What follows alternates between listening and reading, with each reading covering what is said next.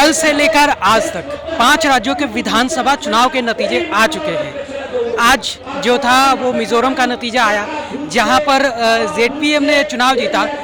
BJP को भी 3 सीटें यहाँ पर या 2 सीटें हासिल हुई है, लेकिन कल से जो आज तक चुनाव हुआ उसमें बीजेपी को 3 राज्यों में चुनावी जीत हासिल हुआ है। वो जीत कितना मायने रखता है बीजेपी के लिए, ये जब कर्नाटका की हार मिली थी उसके बाद से बीजेपी में कहीं ना कहीं ये एक अंदरूनी नेतृत्व को लेकर कहा जा रहा था कि प्रधानमंत्री मोदी से लोगों का विश्वास उठ रहा है, इसीलिए कर्नाटका हार चुकी है। और जो ओपिनियन पोल और एग्जिट पोल थे वो भी बता रहे थे कि 3 राज्यों में जो 5 राज्य के चुनाव हुए उनमें से खासकर मध्य प्रदेश, छत्तीसगढ़ और राजस्थान, ये तीनों राज्य में बीजेपी की स्थिति अच्छी नहीं है। बहुत से ओपिनियन पोल में तो यहाँ तक बता दिया गया था कि बीजेपी हार रही है, लेकिन बीजेपी की शानदार जीत हुई तीनों राज्यों में, जिसमें से 2 राज्य ऐसे थे जिससे कांग्रेस को बीजेपी ने छीना है।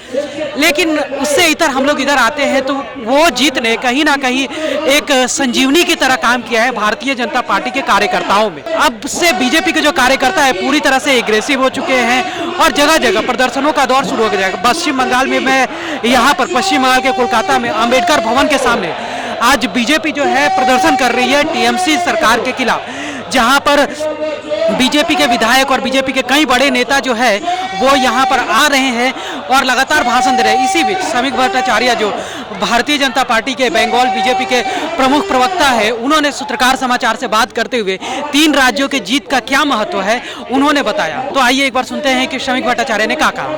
देखिए, अलग से कोई प्रभाव ऐसा कुछ बात नहीं है। आने वाला जो चुनाव है वो नरेंद्र मोदी का चुनाव है। काल जो चुनाव था वो राज्य का चुनाव था। राज्य का कुछ अलग इश्यूज होते हैं, उसका एंटी इनकम्बेंसीज होता है। तो प्रधानमंत्री जी वहाँ प्रचार करने के लिए गया और मेस्मराइज हो गया। लोग मोदी जी के ऊपर आस्था रखते हैं, मोदी जी को विश्वास रखते हैं। मोदी जी जो गारंटी देता है वो होकर रहता है, तो इसीलिए उसका प्रभाव भी 3 राज्य में है। और इस चुनाव तक यात्रा का सूचना कर दिया, जनता बोल दिया हम तुम्हारा साथ है। जात का नाम पर, धर्म का नाम पर इस देश में जो बंटवारा चल रहा है, जिस कदर जो रूप से ये इसका कोशिश किया गया, लोग उसको नकार दिया और वो चल रहे हैं। वो बंगाल की खाड़ी से लेकर एकदम हिमालय के तट के ऊपर और यह दक्षिण का समुद्रों से लेकर एक तो आपका गुजरात के कच्छ तक सभी जगह एक ही दृश्य आपको दिखाई दिया, मोदी का लहर। उस लहर में इंदिरा जी का निधन का बाद राजीव गांधी को जितना आसन मिला कांग्रेस को और जितना प्रतिशत वोट मिला, उस सीमा को इस बार पार कर देंगे। एक चीज और बताया जा रहा है कि तेलंगाना में बीजेपी हार गई। इसी के साथ विपक्ष बोल रहा है, टीएमसी भी बोल रही है कि दक्षिण भारत से बीजेपी का द्वार बंद हो गया, केवल हिंदी भाषी बेल्टों में ही है। कर्नाटक में बीजेपी है, इसे तेलंगाना में स्वीप करेंगे।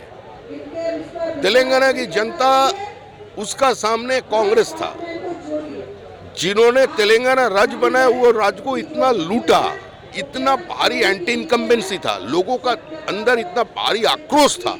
लोग सामने कांग्रेस को मिल गए, उसको वोट दे दिया। लेकिन एक राजनीतिक दल जिसका उतना वोट बेस भी नहीं था, वो 14% वोट मिला इस चुनाव में, वो भी स्थानीय इकाई का चुनाव पर। अभी जो ऊपर जाएगा वो चुनाव आने वाला 24 का चुनाव है, मोदी जी का चुनाव है। बीजेपी का वोटों के साथ, बीजेपी का सपोर्ट बेस का साथ भी मोदी जी का अपना वोट है 7% का ऊपर, वो लहर होगा। पूरा देखिएगा, कांग्रेस 0 रहेगा तेलंगाना में।